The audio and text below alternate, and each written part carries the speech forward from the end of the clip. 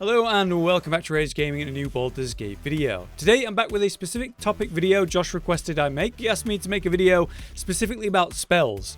Any spell that I've learned a bunch of useful things about and just compile a load of those into one video. So I've done exactly that. Many of these I've learned through the Things You Didn't Know series, if you haven't checked that out, and various build videos I've made for the game so far. So I don't know how many tips are technically in this video. There's just a pile of them tied to each spell that I think have weird or useful interactions in a different amount. So let's just begin. We'll start with all the extra details via the clouds that obscure vision. There's a bunch of them in the game, but two we have access to early, being darkness and the fog cloud itself. As I've mentioned before, fog clouds can be used to obscure vision, allowing you to do things within them without people seeing. That could be literal murder, you monster, if the enemy's silent so they can't, no one can hear their screams. It could also just be theft, like picking up things from the ground or going in the containers within the cloud, kind of working like invisibility because no one can see what you're doing in there. You can also use the cloud to displace people. They walk out of it immediately when it's cast on them when not in combat, so you could move awkwardly positioned people away from where you don't want them. Or a very funny trick is to straight steal someone's weapon that they're holding at the time.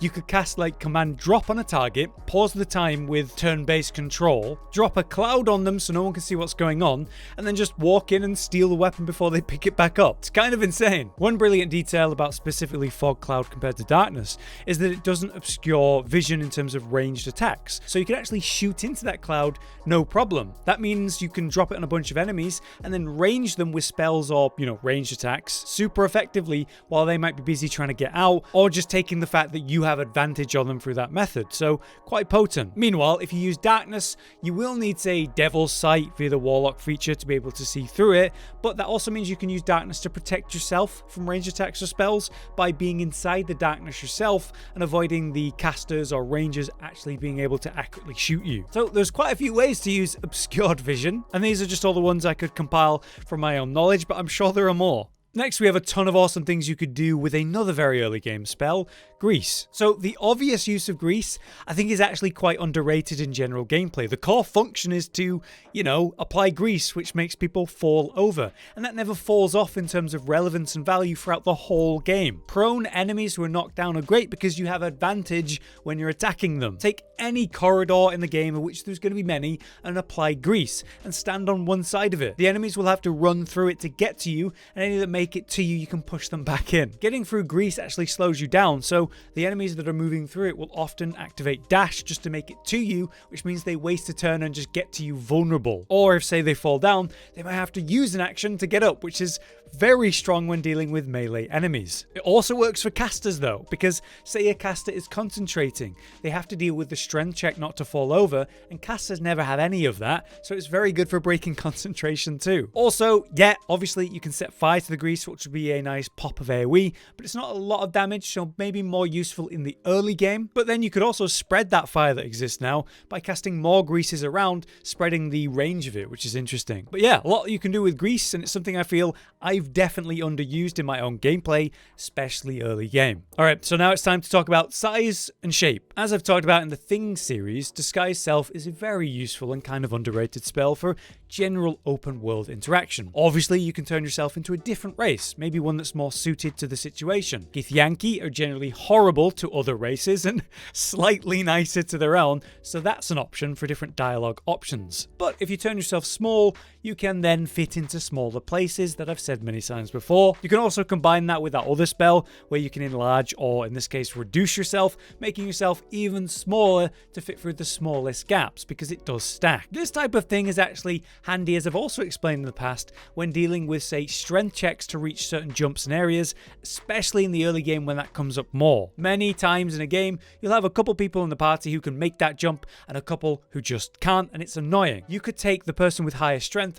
and throw the weaker people. The problem with that is that they can't go that far if they're normal, so you could have them use disguise on themselves, or like the mask of the shapeshifter, or the reduce spell to make them smaller. If you combine that, even better, allowing you to throw smaller people and, gnomes or whatever, they get thrown further, easier, so that can be great. The strong person can lob the weaker people across the gaps and then jump after themselves. You should absolutely be using this in the early game then. Maybe using the mask to achieve the spell is going to be the best option, because it doesn't require a spell slot. Moving on, another ground covering thing this time, but not grease. Create water can be used to reveal invisible targets. I assume most of you knew this one. It just makes sense. Like, imagine someone's invisible and you cover them in like flour. It'll expose them, and that's how it works here. There's other ways to expose invisible targets though. Like, you could create spike growth terrain because that technically deals ticks of damage. That'll expose them. Or you could go really hard and use something potent like a firewall. Firewall is obviously a really strong spell, so another reason to use it's always good. But there's also less obvious ways we can benefit from causing the wet debuff on a target. If you were to say wet a target that's about to mirror themselves,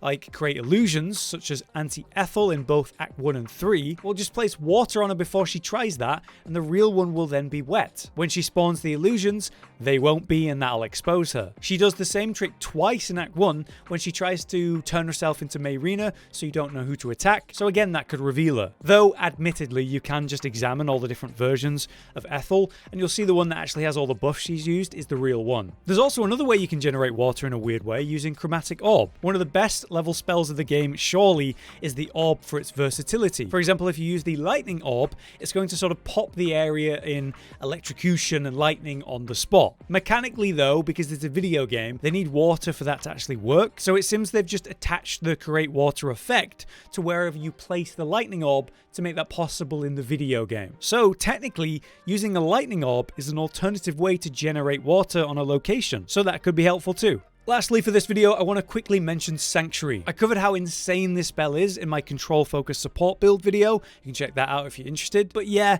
Sanctuary. Make yourself almost immune to damage, a general pain to deal with, and yet you can still cast certain spells without breaking the effect. If it's not technically an attack, it'll work, like other control spells, certain heals. As long as it's not technically an attack, it'll work. One of the strongest ways that you can use Sanctuary is to protect a character that's currently concentrating. So you have someone in your party who's using some kind of concentration. I think probably the best version of this came up recently in my last multiclass build video, where we were talking about sorcerers and their ability to twin cast. If you combine that with a bard who, through the College of Law subclass, unlocks magic secrets leading them to be able to get haste, you don't have to ultra commit to a sorcerer, but you can get twin spell and then cast multiple haste a turn, then protecting that specific person that's like concentrating to maintain 2 hastes on 2 of their party members. You cast Sanctuary on them, they're now next to untargetable, very hard to harm unless hit by, like, say, an AoE or very few specific control spells. This is almost guaranteeing that you're going to maintain that potent concentration that is double haste for your party, or other concentration options you have, even early game, like something as simple as Bless. But there you have it, a pile of tips centered around some different spells, most of which you can get early in a playthrough, which is extra nice. This has been an interesting video to make, a different sort of focused topic like this, so let me know if you have any other spell specific tips I could include in a future video, or if there's like another topic that I could cover in this way, let me know about that too. For now though, I've been Hollow, you've been you, thank you for watching, see you next time. Josh, Cotton, and Hollow with the videos, dropping the humor like a hammer on your tippy toes, bringing entertainment on a daily arrangement to take our insanity and turn it into entertainment. Yes, I said entertainment twice, to reiterate that it is nice to look into your faces on a mostly daily basis when you let us in your homes to make the whole world a stage. Goodbye.